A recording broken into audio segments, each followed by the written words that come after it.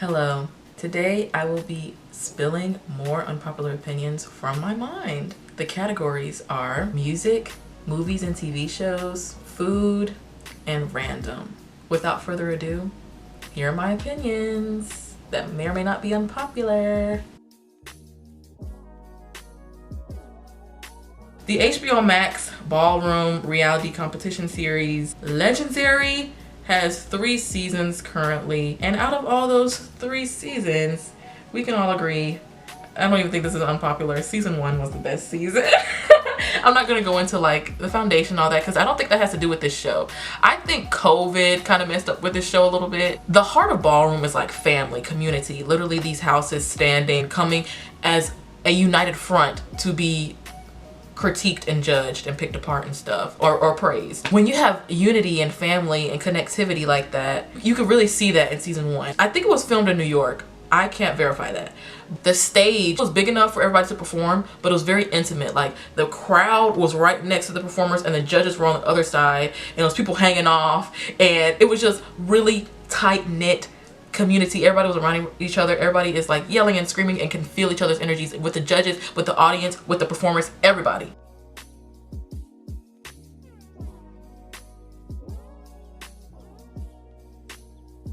And once COVID hit, obviously that's a big thing. You have to be like 6 feet away from everybody. So I think they started filming in LA. This might be all wrong. I don't know exactly where they're filming, but I can tell you they were filming at a different place that was bigger. There was no audience, of course. It was just the judges, and they were separated from the stage by like more than 6 feet.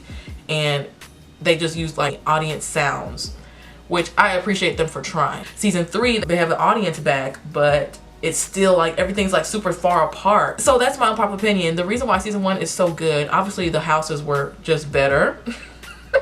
No shade, love House of Tishi, like they were robbed. They actually need to be brought back on the show. Anyway, the houses were better season 1, but also just the staging really affected the show. Like really affected the show. The audience loss really affected season 2, but they still had some great performers season 2. And then season 3, they got the audience back, but they felt so far away because they were. And also when they lost Megan and got Keke Palmer, which I actually liked. I like Keke Palmer and Megan Thee Stallion as judges on Legendary. I really do. Like I don't really prefer one over the other, but we do have to acknowledge that Megan is no longer there. So that maybe affected season 3 a little bit, but I think Keke brought the energy right back. Like I loved her on the show. She's a host after all. Like, and my other only critique about Legendary is I feel like they should include another person from Ballroom on the panel, because the only person from Ballroom on the panel is Naomi.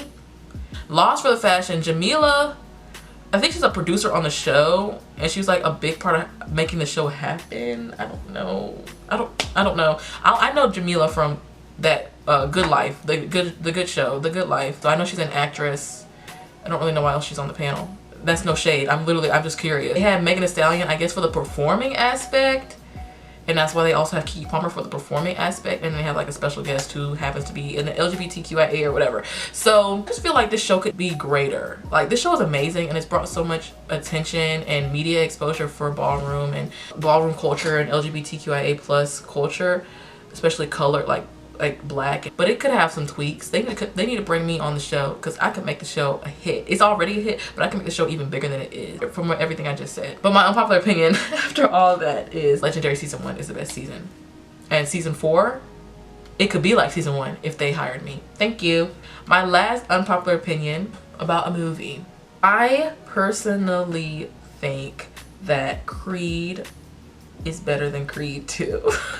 Creed 1 is better than Creed 2. Creed, the boxing movie starring Michael B. Jordan and Tessa Thompson, first one was better than the second one. It's hard to come back when you have sequels. That's like my freaking mantra. When you have something like a season 2 or a second movie or a second album, you gotta come hard. You can't think, oh, we got the success, we've made it, we gotta chill. No, because we can see the loss of passion in the execution of the second project. And that's what it was for me. It was also kind of silly. Like the movie just didn't seem like, it seemed like it was just there. Like it didn't seem like it had a real purpose.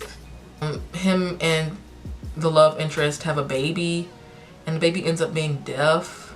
He visits his dad's grave, which I thought that was very odd, because he was literally like F his dad last movie. So it was just like, they just took from so many different areas and just like put it together and was like, yeah, this is what y'all gonna get. It didn't seem cohesive. It didn't seem like a real story was being told. And I heard they're coming out with a Creed 3 and I'm like, why? Who asked for this? Who asked for it?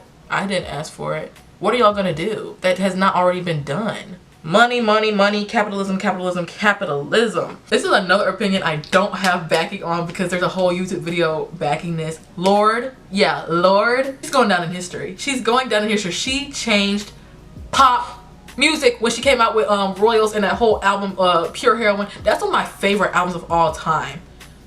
I'm actually gonna listen to it like tonight. Like, wow, Pure Heroine, Lorde. It's just crazy because she was literally like 16, 17 releasing this. Lorde walked so Billie Eilish could run.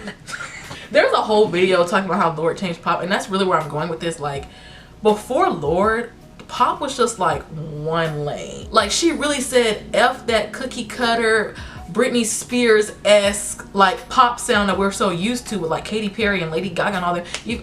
I'm not gonna get too much into Lady Gaga, but you know what I mean, that like hyper pop, rainbows and bubblegum, and she really changed that shit. It was like Pure Heroine, dark, gritty, glory and gore, like, and it took off. Like, people liked it. I loved it. Oh my gosh. My last music opinion is a little bit controversial, just a tiny bit. I'm trying to see how I could say it properly without offending anybody. If you're one of those people who did not like Beyonce's newest album, Act 1 Renaissance, you're homophobic. If you cannot simply convey to me, like, if you cannot tell me 3 reasons why you did not like Beyonce's Act 1 Renaissance that are valid, you're homophobic. I'm just playing. This is a joke. I guess my unpopular opinion for Renaissance would be like, I think this is some of Beyonce's best work. I feel like if we're ranking Beyonce albums, this is not at the bottom. Like, wow, what a beautiful ode to and love story to Black queer culture. If we're talking like seriously, Black, gay, and trans people run the freaking world. Like, honestly, people don't want to talk about it, but everybody just takes from them and just runs with it. Everything any Gen Z person has ever said has come from Black LGBTQIA+ people. Beyonce really said, yeah, I'm finna make y'all an album. I'm finna make y'all an album for the clubs. I'm finna make y'all an album for the balls. She really did. She really said that. It delivered. And the Queen's remix is so cute. All the shout outs she did at the end. I love that. If we're ranking all Beyonce albums, Renaissance is not at the bottom. I don't know what's at the bottom, but it's not Renaissance. Renaissance probably gonna be the album of the year. Like, TikTok and YouTube shorts and Instagram reels have ruined our attention spans to the point of no return, I fear. Everyone and their kids will be very dumb in the future because they cannot pay attention. I blame Mark Zuckerberg. I blame Jeff Bezos. I blame Queen Nige. It's actually really sad. I am actually a victim to this a little bit. I find myself, it's so hard for me to watch like vlogs that are like over 15 minutes, especially a lot of you hoes don't be talking about nothing. That's a different opinion for a different day. I see a 50-minute video and I'm like, I can't watch this. I don't care what they're talking about. I don't care if they're talking about my favorite topic. I can't watch this. Like, this is too long. And it's because my attention span is shot. Like, I just wore this because I really like the way the shirt feels on me. I like the way it lays on me. I got this from Goodwill. It's from Adele's. Like, I didn't listen to her newest album. I'm not like a big fan. I just know some of her songs. That's it. That's all I have for today. I said all I had to say. I have some stuff on here, but it's too controversial, y'all, to say. It's gonna hurt a lot of feelings, and that's not my intention to hurt feelings, so I'm not saying that. Goodbye.